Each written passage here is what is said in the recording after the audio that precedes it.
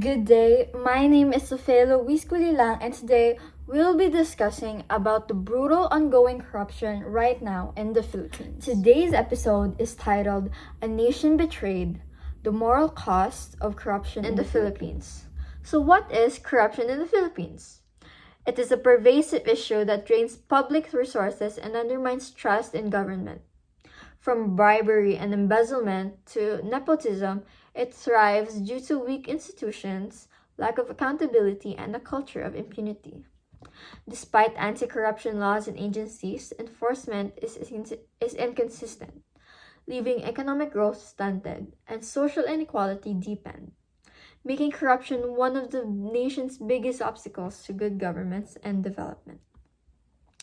Corruption in the Philippines during recent typhoons has been widespread and devastating, as a large portion of funds meant for flood control and disaster prevention projects were lost to graft. Many infrastructures such as dikes, flood walls, and drainage systems were poorly built, left unfinished, or never constructed at all, with some reports suggesting up to 70% of the budget was siphoned off through bribery and kickbacks. This systematic corruption involving both government officials and private contractors led to catastrophic flooding, loss of lives, and destruction of property that could have been prevented.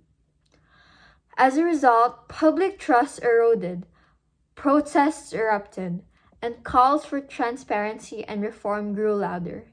Yet, accountability and meaningful change remain slow, revealing how deeply corruption is embedded in the nation's government. The Christian's view of social responsibility teaches that people made in God's image, or Imago Dei, deserve dignity and care.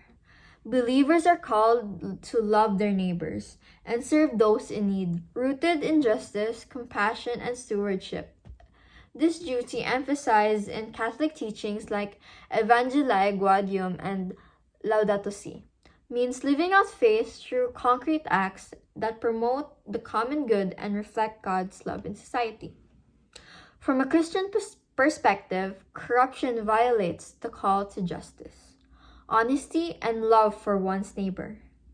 When leaders misuse public funds, they betray the moral duty to serve the common good and care for the poor.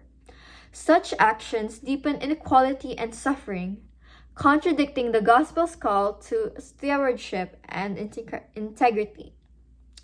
Therefore, confronting corruption in the Philippines is not only a political necessity, but also a moral and spiritual responsibility for all Christians.